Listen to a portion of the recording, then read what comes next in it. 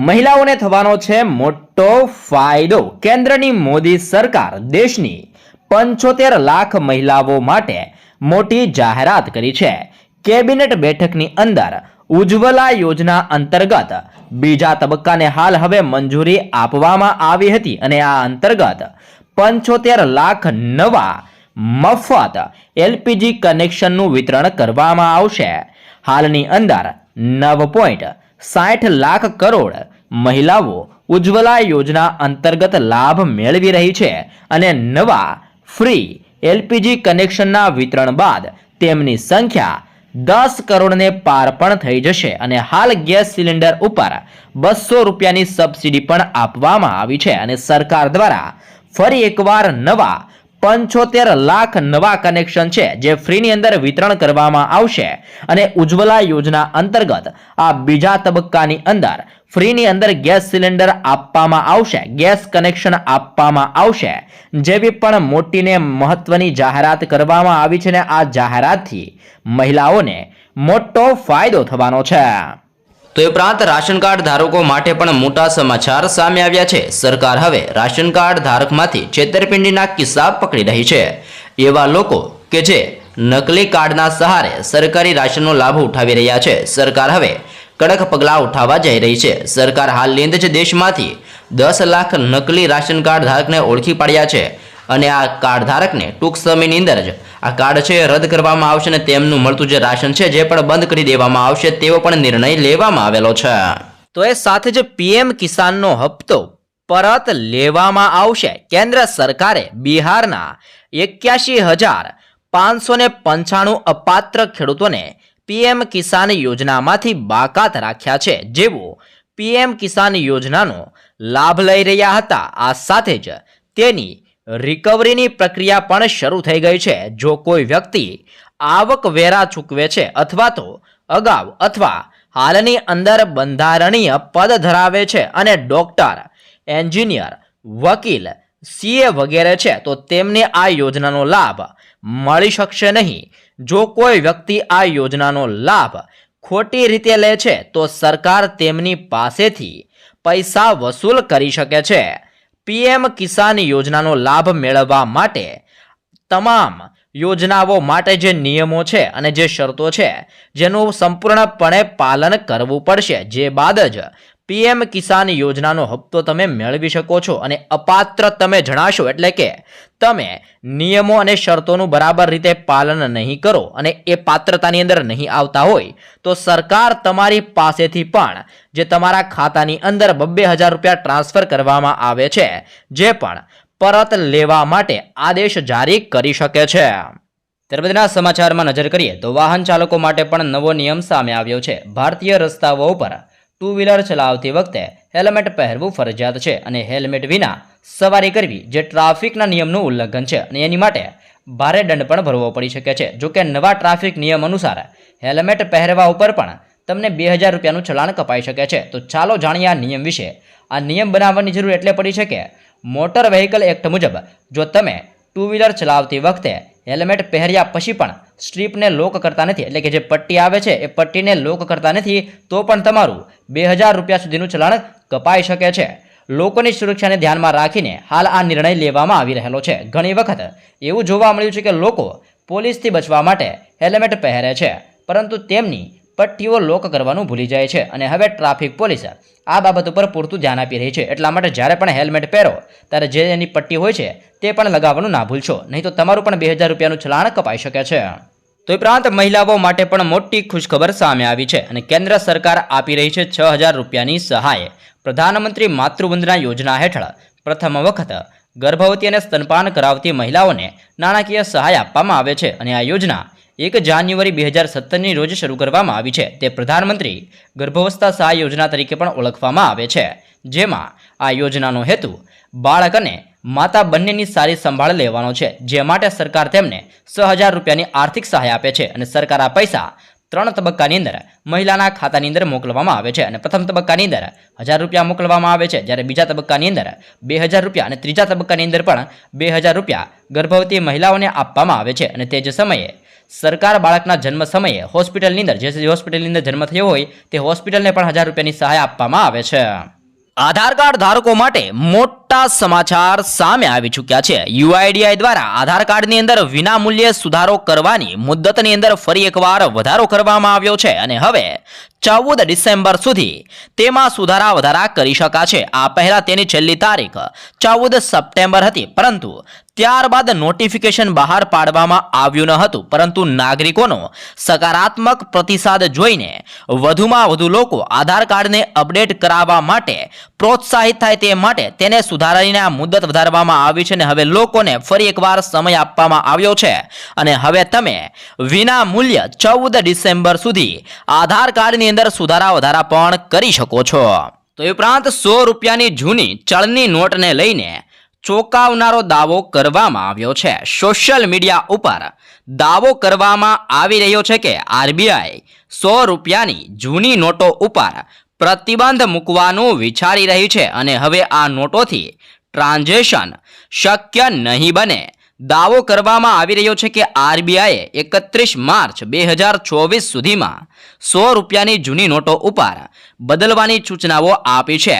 પરંતુ તમને મિત્રો ખાસ જણાવી દઈએ કે આ દાવો સોશિયલ મીડિયા ઉપર તદ્દન ખોટો છે. આરબીઆઈ અથવા તો સરકાર દ્વારા આવો કોઈ જ પ્રકારનો નિર્ણય નથી લેવામાં આવેલો અને 100 રૂપિયાની નોટ પહેલાની જેમ હજી પણ ચલણમાં છે અને ચલણની અંદર ચાલતી રહેશે જેવું પણ નિવેદન આપવામાં આવી રહેલું છે. એટલા માટે આવી ખોટી ખબરોથી મિત્રો તમારે જરૂર બચવું જોઈએ.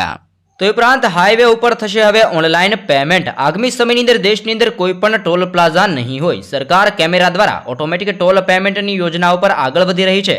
કેન્દ્રીય પ્રધાન નીતિન ગડકરીના જણાવ્યા અનુસાર તે પ્રાયોગિક ધોરણે કામ શરૂ થઈ ગયું છે અને તેનાથી સંબંધિત કાયદાકીય ફેરફારોની અંદર પણ કામ કરવામાં આવી રહેલું છે. અને સરકારના જણાવ્યા અનુસાર આ પગલાંથી ટોલ પેમેન્ટનું કામ ખૂબ જ ઝડપથી પૂર્ણ થશે અને વાહનોના જામમાંથી પણ છુટકારો મળશે. સાથે જ ટોલ બાબતે પણ પારદર્શિતા જાળવવામાં આવશે. અને એક સરકારી રિપોર્ટ અનુસાર ફાસ્ટેગના કારણે ટોલ પ્લાઝાની આસપાસના વિસ્તારની અંદર ટ્રાફિકની અંદર સુધારો થયો છે, પરંતુ ટોલ ગેટ ઉપર ટ્રાફિકનું દબાણ યથાવત રીતે જોવા મળી રહેલું છે અને આગામી સમયની અંદર ઓનલાઈન પેમેન્ટ થાય તેવું પણ જોવા મળી રહેલું છે.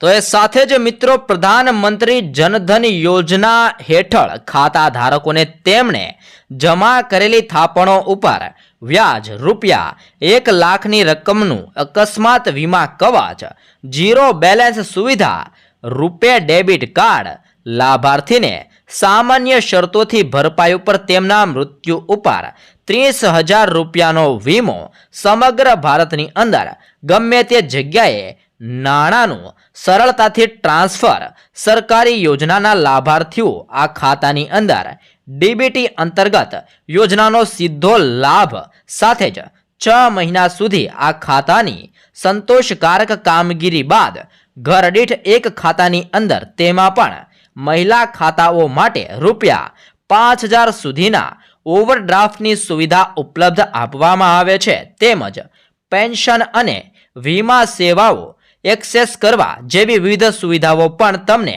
જનધન ખાતા ધારકોને આપવામાં આવી રહી છે. તે સાથે જ દેશની અંદર જનધન ખાતાઓની કુલ સંખ્યા 50 કરોડને પાર થઈ ગઈ છે, જેમાંથી 56% ખાતા મહિલાઓના છે. તમે ખેડૂત છો અને હજી પણ તમે ખાતું નથી ખોલાવ્યું તો વહેલી તકે ખાતું ખોલાવી લેજો, કેમ કે સરકાર દ્વારા જનધન ખાતાની અંદર સંબંધિત કોઈ પણ નવી અપડેટ લાવી શકે છે અને સરકાર દ્વારા જનધન ખાતાની અંદર ગમે ત્યારે સહાયના પેટે પૈસા પણ જમા કરાવવામાં આવી શકે છે. અને આ તમામ પ્રકારની જે સુવિધા છે જે પણ જનધન ખાતા ધારકોને ફ્રીની અંદર આપવામાં આવી રહેલી છે, જેમાં આ કિસ્સાની અંદર તમારે નજીવી રકમ ચૂકવવી પડશે ને જેના અંદર તમને મૃત્યુ ઉપર 30,000 રૂપિયા સુધીનું રિફંડ પણ આપવામાં આવી રહેલું છે.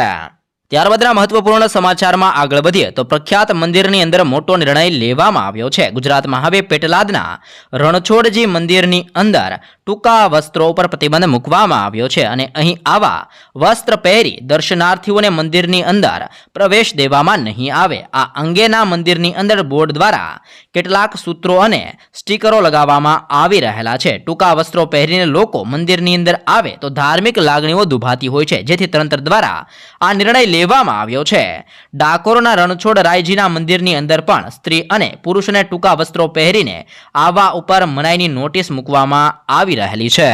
તો એ ઉપરાંત સોના અને ચાંદીના આજના તાજા ભાવોની માહિતી મેળવીએ તો આજે સોનાના ભાવની અંદર વધારો જોવા મળ્યો છે. 24 કેરેટ સોનું આજે 187 રૂપિયા વધીને 61,031 રૂપિયા પ્રતિ 10 ગ્રામ ઉપર ચાલી રહ્યું છે, જ્યારે 22 કેરેટ સોનાનો ભાવ 57,736 રૂપિયા પ્રતિ 10 ગ્રામ ઉપર ટ્રેડ કરી રહ્યું છે. જોકે આજે ચાંદીના ભાવની અંદર ઘટાડો જોવા મળ્યો છે અને ચાંદી આજે 225 રૂપિયા સસ્તી થઈને 74,693 રૂપિયા પ્રતિ કિલોના ભાવે વેચાઈ રહી છે.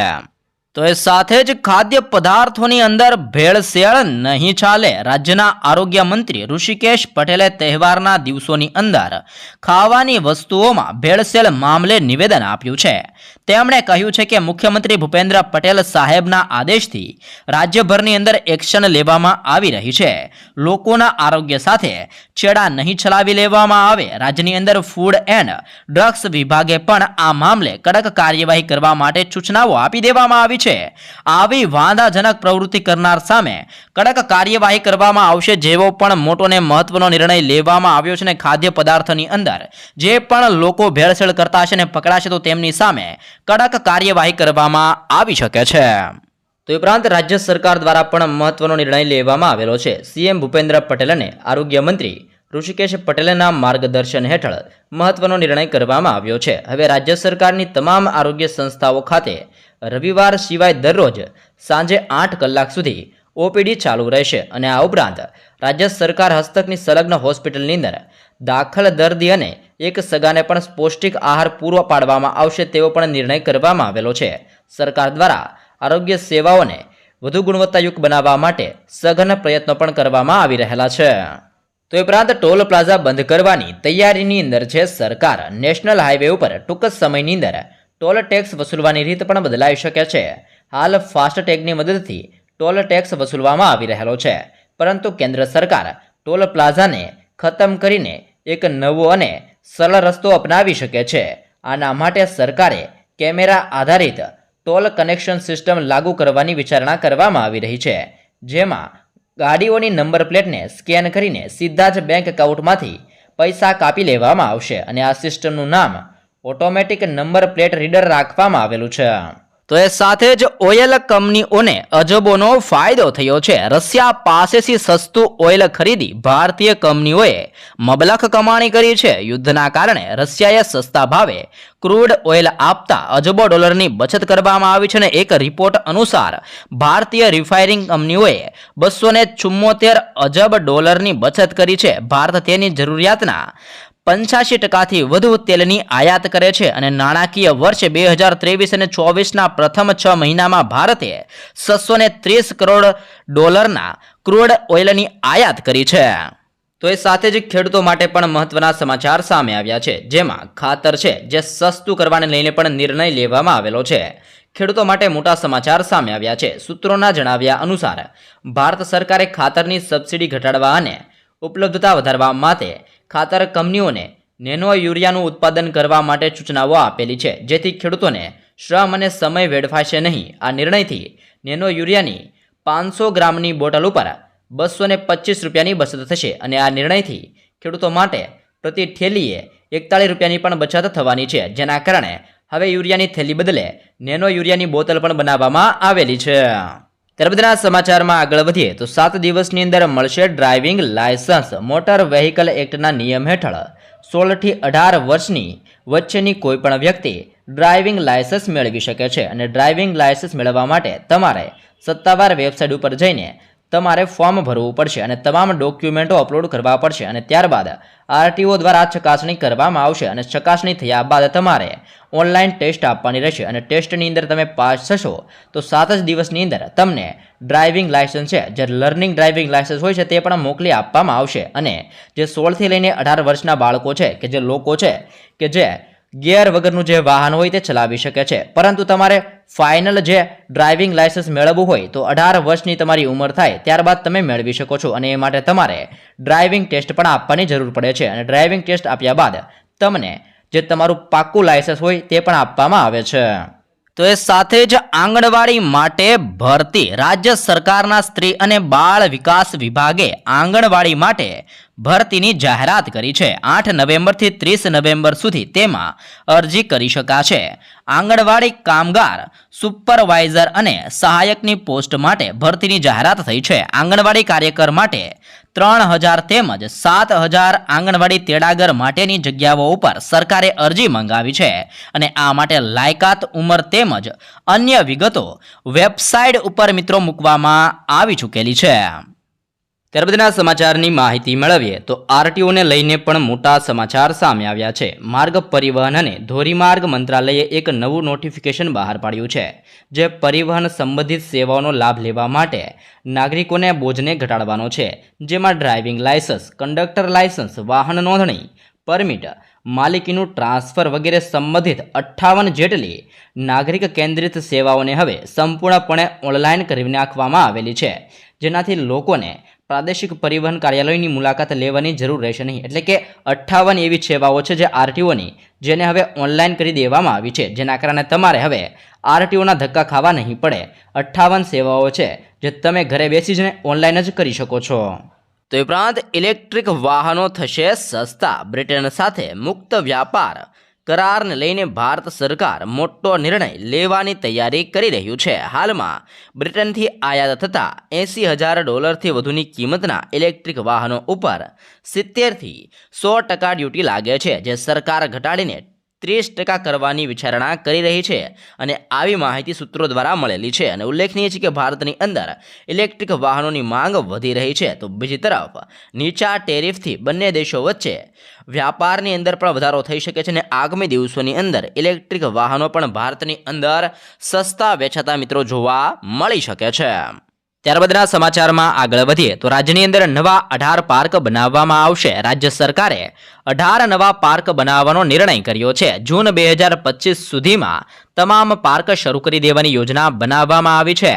રાજકોટની અંદર મેડિકલ ડિવાઇસ અને ઇમિગ્રેશન જ્વેલરી પાર્ક, મોરબીની અંદર જાંબુડિયા અને પનોલીમાં સિરામિક પાર્ક, વલસાડ અને પોરબંદરમાં સી ફૂડ પાર્ક, જલાલપુરની અંદર ટેક્સટાઇલ પાર્ક, જ્યારે ચાપરા અને અમીરગઢની અંદર ફૂડ પાર્ક તેમજ સાણંદની અંદર સ્પે પાર્ક બનાવવા માટે પણ યોજના બનાવવામાં આવી રહી છે. આમ ગુજરાતની અંદર નવા 18 પાર્ક બનાવવામાં આવશે અને આ પગલે આદિવાસી વિસ્તારની અંદર પણ રોજગાર વધશે, જેવી પણ માહિતી સીએમ ભૂપેન્દ્ર પટેલ દ્વારા જાહેર કરવામાં આવી રહેલી છે.